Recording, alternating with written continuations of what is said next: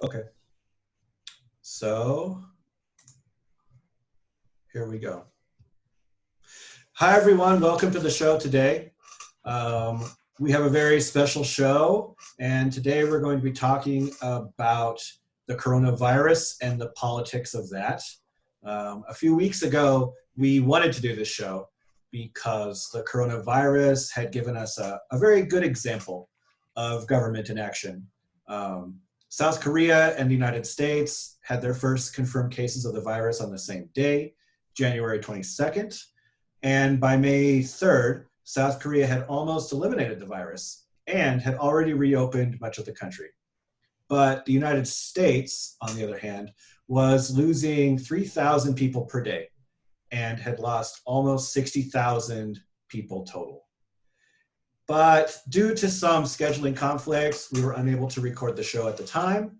And since then, the situation in the United States has improved a little bit. Last week, the US lost between 1,000 and 2,000 people every day. And what we see is a very clear picture worldwide. Countries that acted quickly and decisively are already on the road to recovery. And those that failed, they are facing weeks or months of difficult work before reopening can be possible. And so today, we are going to look at why the US was unwilling or maybe unable to act quickly to avoid this tragic pandemic. Okay, yeah, this is something I always read, not always, but I've been wanting to talk about because it's such a it's the big issue. It's the big not issue. It's the big thing at the moment. It's what makes us all concerned, and we're all home. We're all avoiding contact. Like lots of things changed in our everyday lives, relationships and family relation. Well, everything. Everything is different. People feel depressed. People feel some people feel bored. Some people feel overwhelmed. Some people feel depressed. Some people feel panicky. But it's not really a positive outcome. You know, there are positive things amongst all that, of course, but it's not really great. It's not a nice situation. And right now, we've been following Brazil case, and it's also going, well, not downhill but uphill, right? It's the numbers are going up each day, and people have not respected social distancing as much as they should. Everybody's always trying to blame, to find someone to blame, but they're not really respecting social distancing, so it's difficult to know who to blame, although we have clear ideas of some people that are more responsible, right? But everybody is somewhat responsible for the situation we're in. And so because today specifically we're talking about the U.S., I have a lot of questions to ask you. There's many things that I don't know. I don't know if you know because you've been living in Brazil, but probably you do because you watch U.S. news all day long. You talk to your parents, and you have relatives, and you have friends all over the U.S. Yeah, actually, I tell a lot of people that I know much more about what's going on in the United States than Brazil, because I say it's only possible to follow one crazy country at a time. And I chose to follow the United States. Even though I live in Brazil, I just can't pay attention to both countries. And so I decided I was going to pay attention to the United States. and I kind of ignored Brazil. So maybe sometime in the future you can educate me, you can teach me about what's going on here. Okay, all right. Uh, I I have to say that I've been trying to keep not only social distancing but network, TV, and everything else distance because it's been crazy. Um, Too much to catch up. As you said, two crazy countries. And at the moment, Brazil is like 4 or 5 crazy countries in one. So it's difficult to catch up, difficult and overwhelming, and it's a bit sad if you try to catch up with all the news that are coming like waves. But okay, so can I ask you some questions are specific? Is it okay for me to ask you? Sure, I'll try. I'll try to answer them. We'll see. All right. If you don't know, it's fine. So the first thing I I would like to know is about it's your feeling about the pandemic. We all have been, as you said in the introduction, we all have been following the situation in America. And the numbers are, well, not now anymore, not so, they're not getting bigger every day now. I think they're decreasing, right? But they're still big, right? They're very big. And it would be very interesting to hear from an American what you're feeling specifically is about the pandemic. Yeah, well, yeah, recently, like you said, it seemed like it peaked and things started to get better. But then people became a little bit optimistic, and a lot of places started to reopen. I don't know if anybody saw this, but there was a very interesting picture that went around social media when Wisconsin, one of the states, reopened last week. And within 30 minutes, bars were completely packed, and there were just people wall to wall in these bars, and people took a picture of it and put it on social media. And it was just very scary for me to see all of these people in a place together. And what's happened since these places started to reopen is that it's very obvious that it was premature, because at the beginning of the month, it seemed like it peaked, things started to get better, and the deaths went all the way down to only maybe 800, 700 in one day. And then they went right back up to 2,000 one day this week. And it looks like it might get back up to 3,000 sometime in the next week.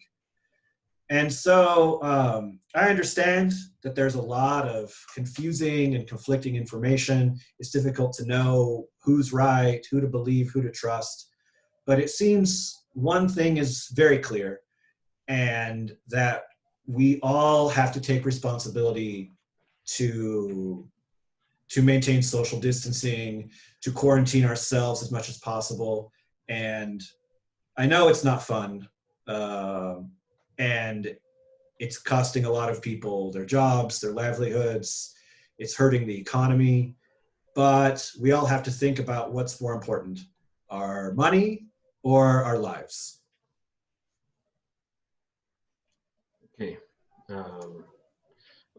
Wisconsin reopened. Was there any law? Not law, but in some countries there was a lockdown, right? Yeah. Do you know the situation in Wisconsin? Like there was a lockdown and then they reopened because the government, the state allowed it, or there was no lockdown, they decided to reopen? Yeah, actually. So in Wisconsin, the governor had ordered a pretty strict lockdown.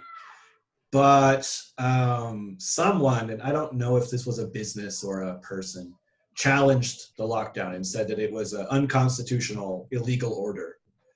And the Supreme Court, the state Supreme Court, agreed and said that the governor was not allowed to do this. And so that's why last week the lockdown ended and people were free to go back to restaurants and bars, and we'll see in the next couple weeks what happens in Wisconsin, because we know that it takes about 2 weeks from getting infected to see symptoms. And so if Wisconsin was opened last week, then we'll see in the next 10 days or so a big spike in cases. We'll see. Okay. Now, when this all began, do you think that the government waited too long to decide on social distancing measures?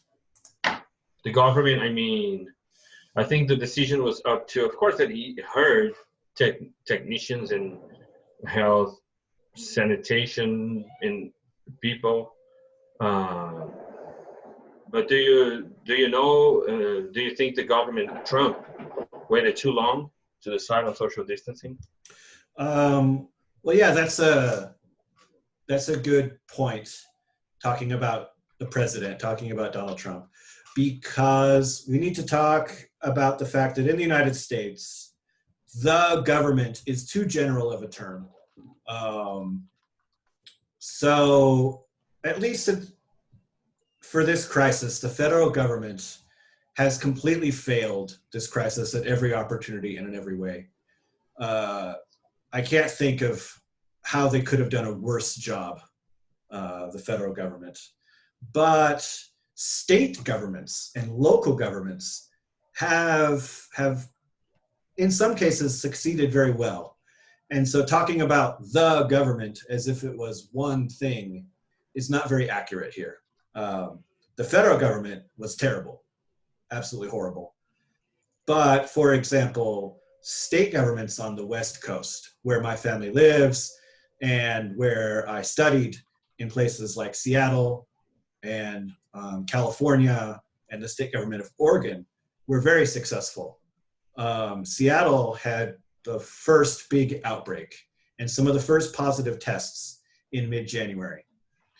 By March, both Washington and California state had taken a lot of measures to prepare, and they were ready to start a big lockdown. They had a lot of testing ready.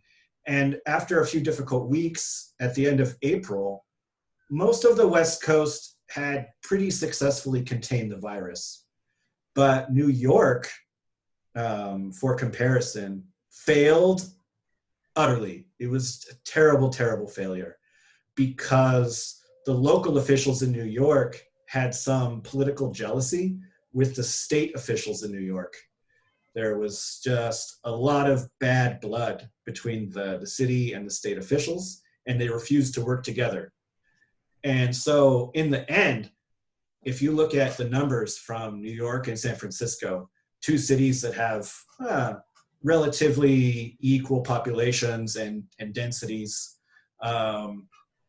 New York lost, let me see here, about 28,000 people so far have died in New York, but only 35 people have died in San Francisco.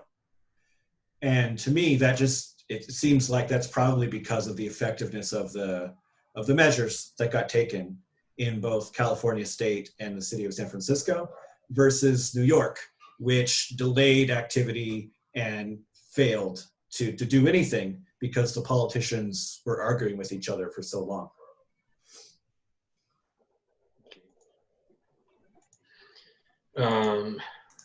So it's a very similar situation to what's happening in Brazil, right? I think so, but I don't know very many specifics about Brazil. Okay. Now,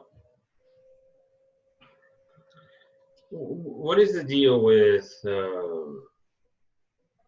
But in the beginning, you said in the first answer, you said that we should we should think about whether money or lives matter. Mm-hmm.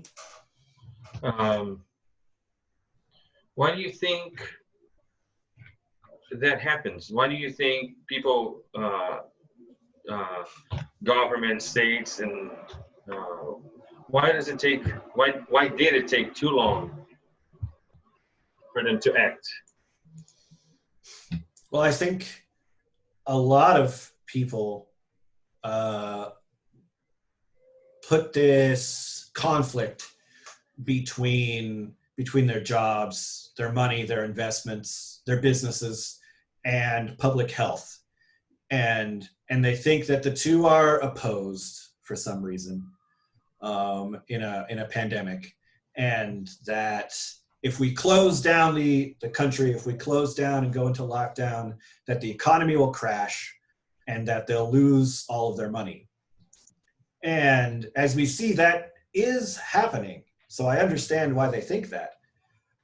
But there really is not another alternative, because if you have a major outbreak going on, it's really hard to have an economy. How can you imagine like going to the mall or going to a football game or just walking down a crowded street when you know that there's a deadly super virus spreading throughout the population? I don't imagine doing that. But you said it yourself that in Wisconsin, they reopened and the bars were packed.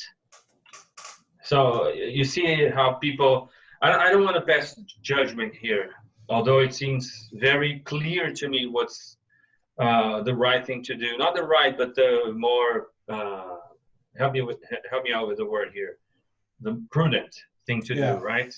But still, people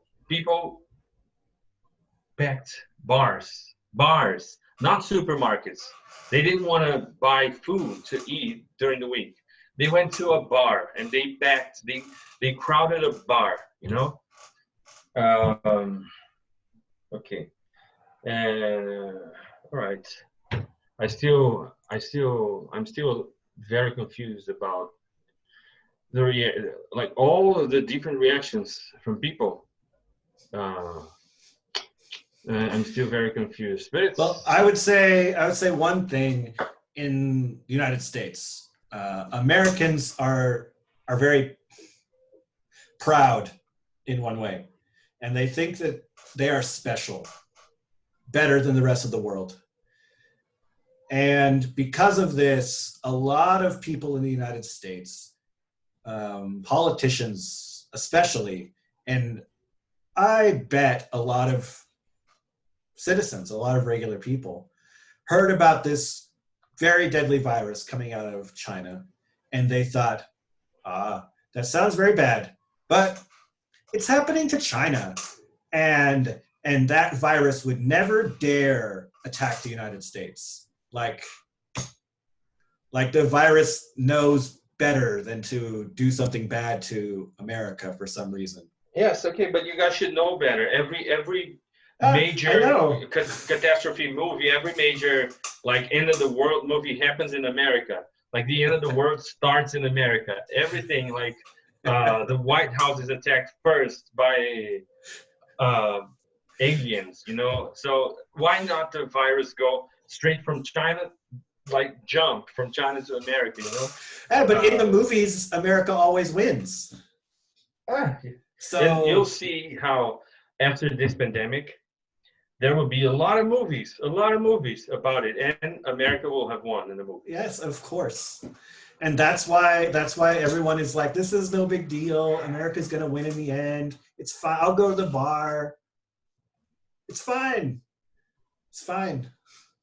And don't you think, I know that we're talking about America, but don't you think that Brazilian people have a similar, like it goes another direction, but it has a similar feeling. In America, Americans always win because you know better and you get together and people are strong and you organize yourselves and you fight the problem. Here in Brazil is like, no, a miracle. God is Brazilian. A miracle will happen and will save us. So it's the same outcome, but from different they spring from different places, right? Yeah. One is let's get organized and let's get an army together with guns, with real guns, and fight the virus. That's America. And here in Brazil, let's pray the virus just go away. Let's have a barbecue, and by the time the barbecue is Yes, over, exactly. it'll go away. Yeah. We'll be here in the barbecue, and let's not think about this. If we think too much about this, let's try to think positive. If we think positive, negative things never happen, right? So okay. That's very Brazilian to do that. Yes. But another thing that happened in the United States, and I think this is actually the worst failure of the federal government. Yeah, they didn't have like testing available, and they didn't do a very good job with the doctors, and they could have done a better job ordering a lockdown. Okay, but really the worst thing that the federal government did is it didn't have a clear message to the population about how dangerous this was. And it changed the message every day. And so we started out in January and February, and Donald Trump and other people in the government, senators, people were saying, this is no big deal. Everyone just forget about it. Keep going to work. Just ignore it. It's fine. And then when people figured out that it was a big deal, the government said, all right, this is a problem, but we're going to solve it. Don't worry. And they kept telling people not to worry. And then they said, okay, maybe you should worry, but it's like a war, like you were saying. So go get your gun and you can shoot the virus. and they tried to make it like a war against the coronavirus. But that didn't stick because they didn't have the patience or the determination to do that for whatever reason. They got bored. So then they moved on to, all right, we're tired of this virus, and I think we should reopen because the economy is important and people need jobs. So we're gonna reopen now. And then now it seems like their current message is a couple thousand people are going to die every day, and that's fine. Whatever, we don't care. And all of this changing of messaging has really confused people. Do you think that if I'm sorry, do you think that if there was a country like Tajikistan, Kazakhstan, that was to blame for this virus, and the U.S. could make a decision to, whoa, you're mug. So do you think that if there was a small country, Middle Eastern country, that could be blamed, and then America could just go there and bomb them, then they would have they would be seeing the enemy, and we're bombing the enemy, and it's all going to be over soon. Maybe this could all go away. I think it might help. I mean, if at the very beginning, if the government had organized everyone and said, okay, this is a patriotic thing, we all need to work together, and let's get the army out there distributing masks, and look at all of these big macho army guys with their masks.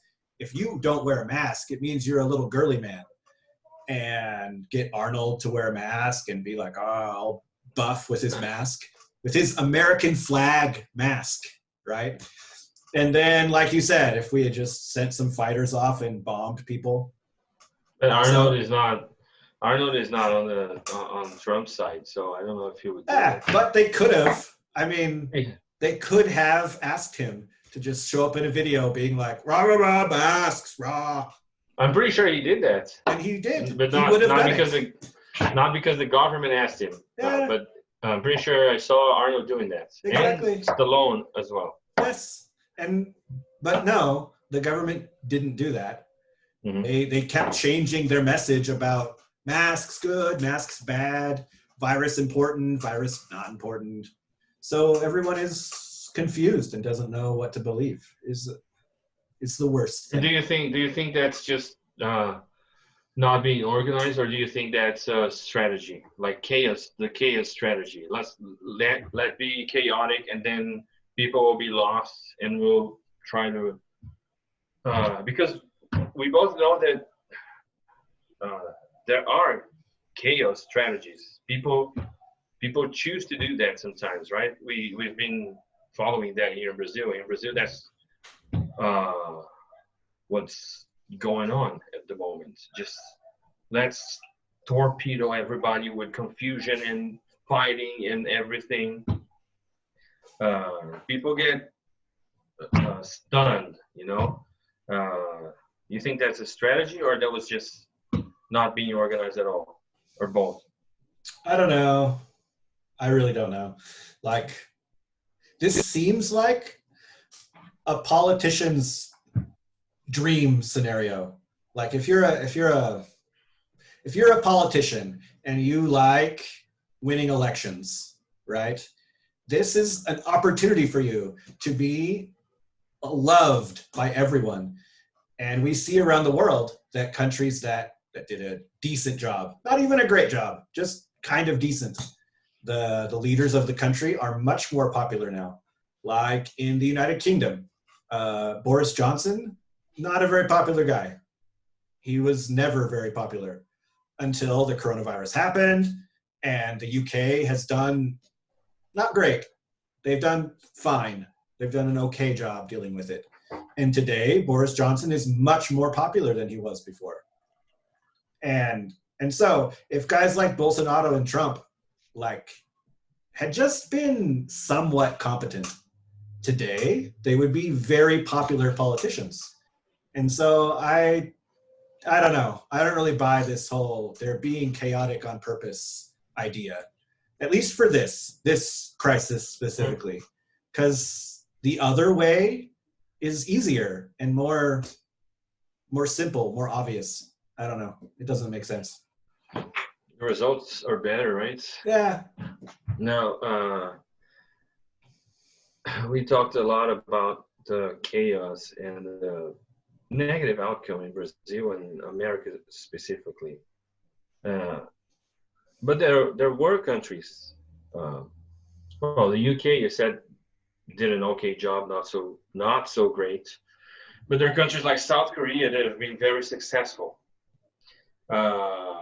if we can use that term, right? Successful fighting a virus. It's not great, but they were successful. Now comparing both approaches, America and South Korea,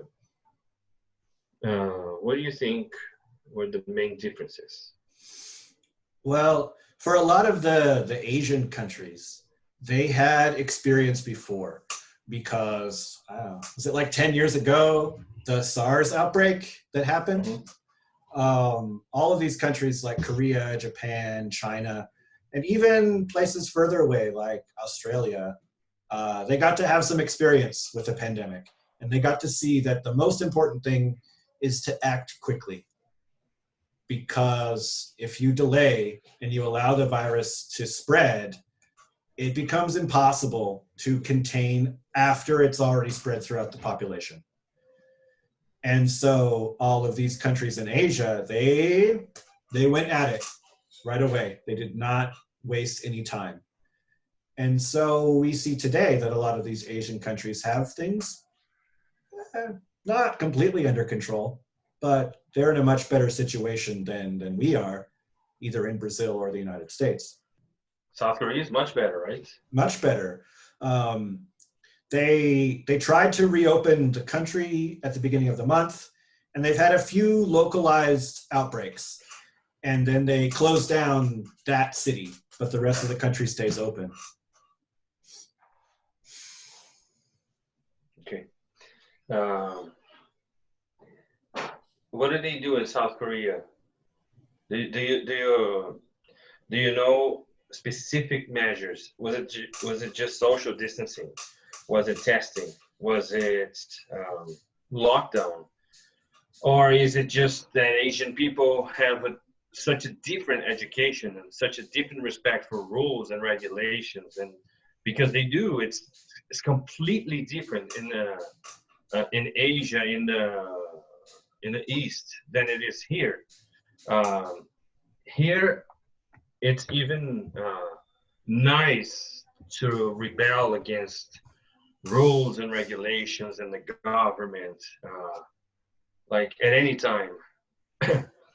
um, so, do you think specific measures? Do you know any specific measures that were important for the success of South Korea, for example? Yeah. And I think that you're right. I think that we can't forget that in these Asian countries, the people have a lot more respect for rules. And so when their government said everyone wear a mask, they did, and everyone wore a mask. Or when they told everyone to stay at home, everyone stayed at home. They respected those orders, and that helps a lot. But more importantly, they had massive testing programs in place. And like here or in the United States, to have enough testing to really contain the virus now, we would need like tens of millions of tests per day, because we would need to be able to test everyone in the country repeatedly every month. And to do that, we need like 10 million tests, 20 million tests per day. And what South Korea does is, first, at the beginning of the outbreak, they tested everyone. They tested their entire population. And then anyone that was sick, they put in quarantine away from their families. They had a separate place to put them. Then they continued monitoring the population outside of quarantine. And anyone that showed symptoms, anyone that had a positive test after that, they then asked that person where they had been and anyone they had talked to in the last 2 weeks. And then they went and they found all of those people, and they put not only the person who tested positive, but everyone that they talked to in the last 2 weeks, all of those people were put in quarantine as well, until doctors could make certain that none of those people had the virus before they were released. And this is really the only way to eliminate the virus and be able to reopen a country. I heard cases here in Brazil. I know people, I have friends and family that work in hospitals. Uh, and I heard cases of people that went to the hospital and because they showed symptoms of COVID, and then they were tested, and it took some days for the results. But they were bad, and the doctor said, no, you have to be here. You have to be committed. You have to be in a hospital. You can't leave. And they left. They said, no, I'm not staying here. And the doctor said, no, you have to stay here. You can't just, and they just ran away and they left. And nothing could happen to these people. Yeah. So if you have a person that is like, there's a 80-90% chance that that person is sick, and the doctor is telling them, just don't go, you can't leave, and they leave. Imagine all the other people that are asymptomatic or, well, okay. Yeah. And also in South Korea, at least, I don't know if they're doing this in Japan or China.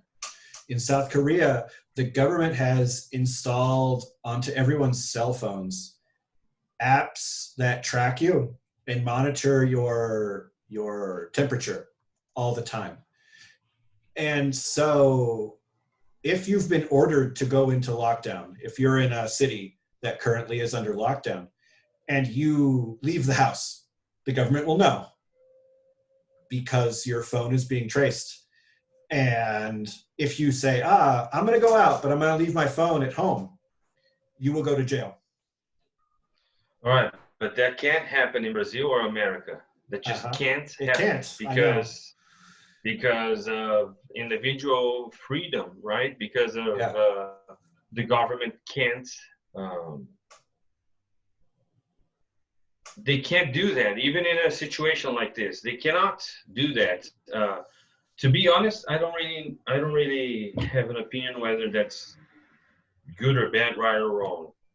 But then São Paulo's government tried to do something similar, and they were all accused of being dictators or communists. Uh, so they stopped doing that.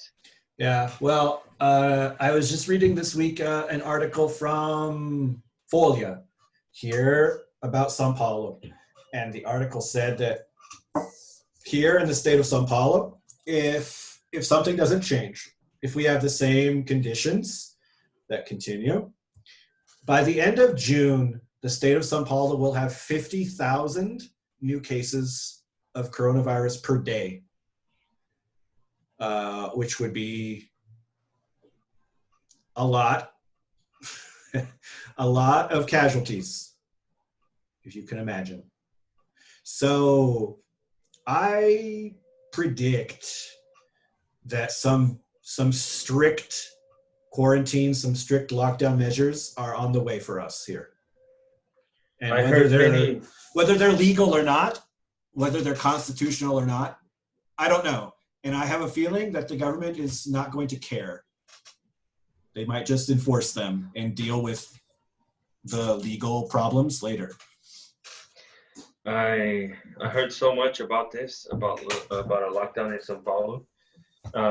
There was a semi-lockdown in Rio, the city of Rio.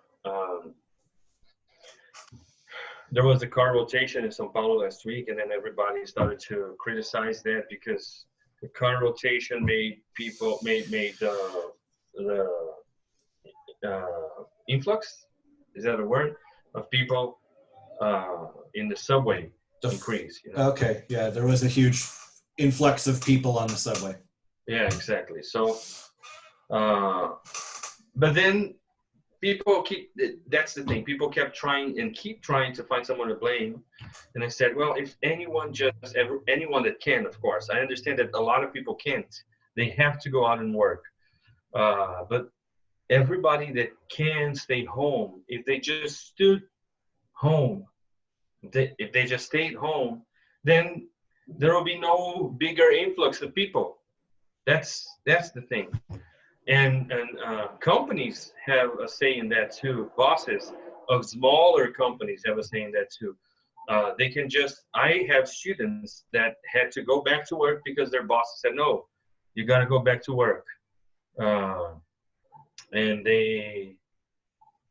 well, one of my students, in the middle of the worst situation in Rio, one day after the semi-lockdown was instituted,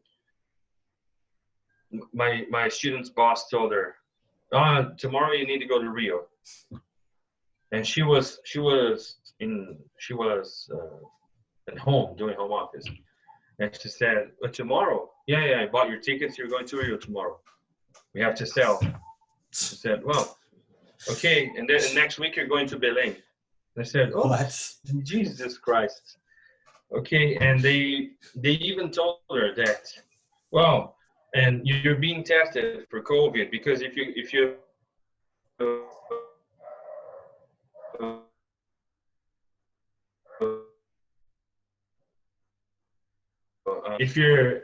test positive, then you can't get sick anymore, so you can just travel and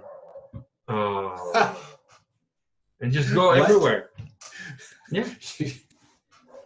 They said that if she tests positive, then it's fine for her to travel. It's no problem.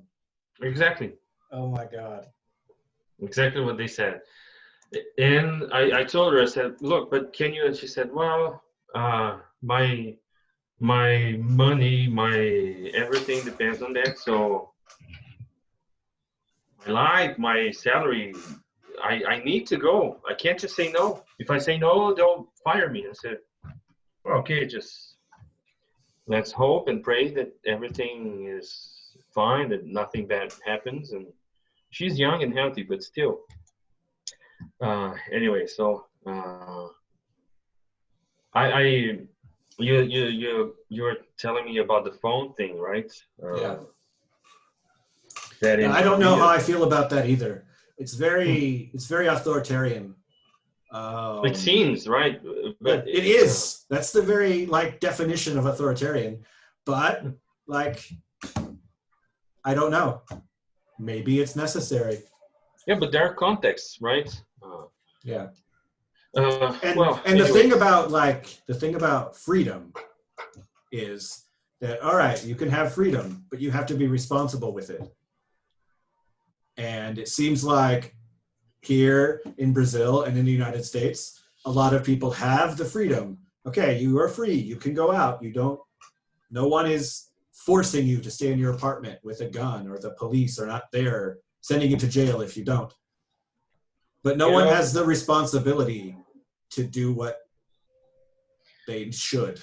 And it seems to me that people that this is the age of well, first this is the age. There's a song named "The Age of the Understatement," and this is the age of the understatement, and it's also the age of the different interpretation of facts. You know, there's a comedian I like very much, Bill Hicks, and he has a quote. He says that if you think if you think life is about freedom, try to go somewhere without money and see if you're free. And nowadays, probably right-wing people, extreme right-wing people, would turn that message around and use that. See, that's what he means. So we need money to be alive. That means that we have to go out and work. So, yeah, but then you're not going to have your life because you're going to get sick and die. No, and then the left wing would use the same sentence for the opposite message, and so nowadays things are just mishmash of everything, right? So do you think that this individual freedom thing, individual freedom above all, you think that played a big part on in America's situation? Like people just didn't accept. No, I'm not going to be home. The government can't tell me what to do. I have my guns here. If necessary, I'll fight the government. I'll go to the streets. Yeah, that's definitely part of it.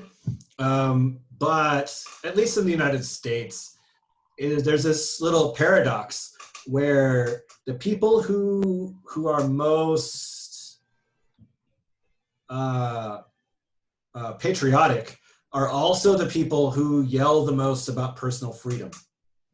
And so, like I was saying earlier about if the government had come out early and talked about the coronavirus and the COVID crisis as some sort of patriotic duty, that it's everyone's duty with patriotism, and had the army show off their American flag masks as some sort of cool patriotism display, then I think all of these people would have just done it as a type of patriotism and would never have considered the individual freedom aspect of it. Okay, I get it.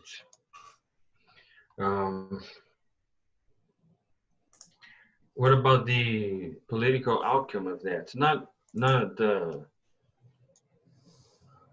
exactly the death toll or the numbers. The energy is funny here. Anyway, so do you believe that? What do you think about the political outcome? Do you think Trump has said a lot of things about China over the past months? He's still doing that? Do you believe that China and U.S. relations will be, or do you think the relations are or will be shaken after this is all over? Well, first of all, talking about this being over is interesting because I think that when this is over, a lot of things are going to be different. And so we can't, it's really impossible to think about going back to the way things were because nothing is going to go back to the way things were. Whether we're talking about how we work or international politics or the things that we value every day, everything is going to be different. But if we're talking about how the US relationship with China, that's all rolled up into globalization and the economic system there, how like everything from your computer to pharmaceutical supplies are made in China nowadays. And nobody really thought about this situation until we had a global pandemic, and then we couldn't get face masks because they were all being made in China, which which doesn't seem like a very good idea, but no one had considered it until it was a crisis. It's not a good idea, not because it's China. It's not a good idea to have everything made in one place. That's what you mean, right? Exactly.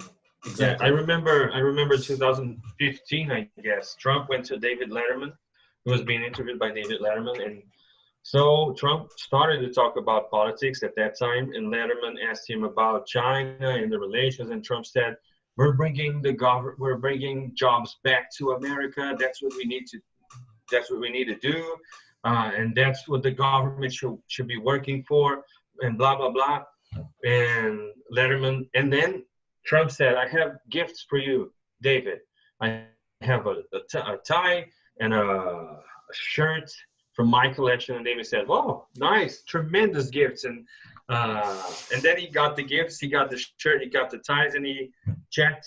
Letterman checked the tag live, and he said, "Well, made in China." What can you tell me about this, Trump? Well, I'm a businessman, I do what's best for my businesses, and Letterman said, "Well, interesting." And so, and Yeah. that was 2015. I think maybe before 14, I don't know, but so that's funny, oh, that's just funny. It's funny. Everything was made in China, everything from our computers to shirts, everything.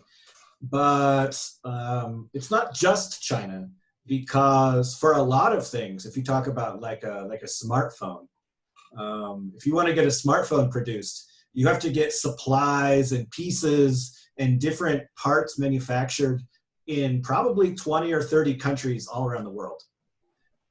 And if there's a pandemic happening anywhere in the world, even if it's just a localized pandemic in, say, a random country in Africa, you might not be able to produce an iPhone.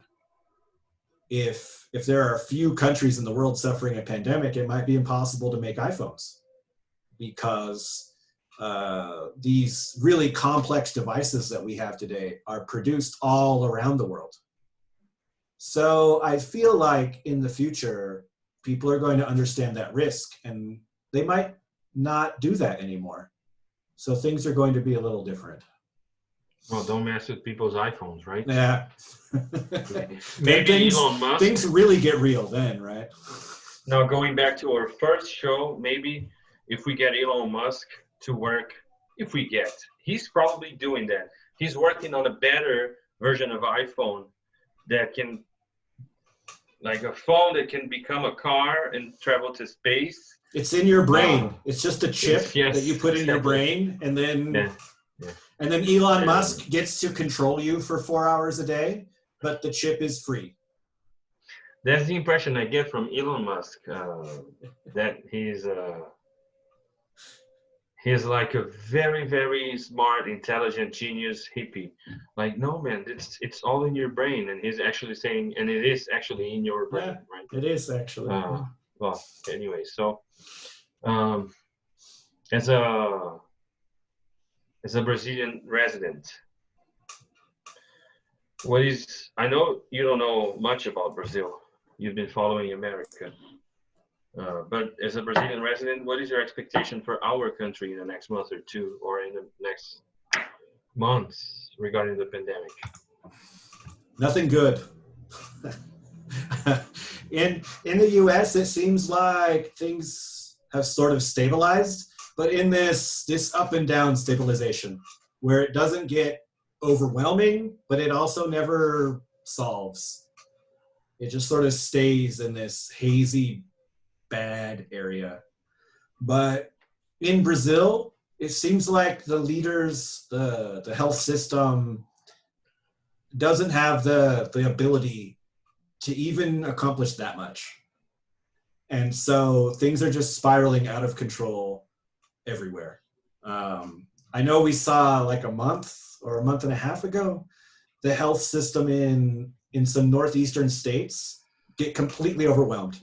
They didn't have enough beds, they didn't have enough doctors, they didn't have enough supplies, and people were just dying without any assistance.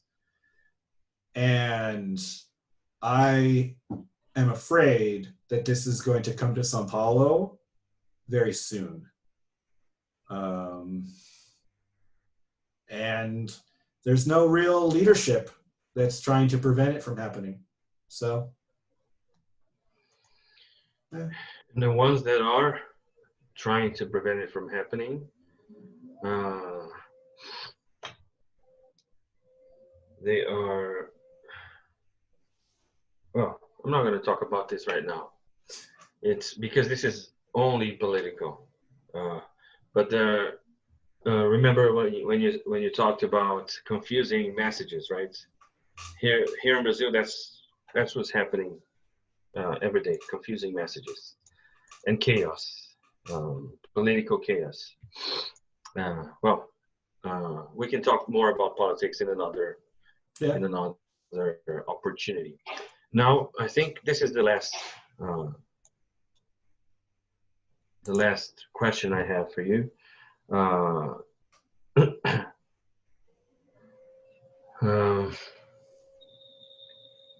If you had a question, if you could ask our presidents, not presidents, but our authority. No, it's not authority. That's not the word. You just said our leaders. Our leaders, yeah. If you could ask our leaders one question about the situation, or maybe not a question, just say something, what would it be? Well, I would say that our presidents are both intelligent, talented people. They're not for everything, because no one knows everything, but you don't become president of a great country by sheer luck. That doesn't happen. So they have to be talented for something. But the thing is, they're probably not doctors. They don't know about health. They don't know about pandemics. And so both of them should start deferring to the public health experts. Up until now, it seems like they are both too proud or too uninformed to trust the doctors. And I wish that they would just start doing that. One technical question for you. Here in Brazil, we had Mandetta, which he was the health minister, and then Nelson Teich, another health minister, and now I don't know if anyone has been assigned with the ministry, but in America, I heard about Fauci, right? Yeah. Dr. Anthony Fauci, I guess. Do you guys have a health minister, or do you have a health technician that advises the president how does it work in America, politically speaking? There's a department, the Department of Health and Human Services. It's like the ministry that you have for health. Okay. But of course, the United States doesn't have, like SUS, doesn't have a public health care system. Mm-hmm. So it's not exactly the same, but they're similar. And they make the decision, or they just advise somebody to make the decision? They just advise Trump. They just advise the president. The president has all of the power.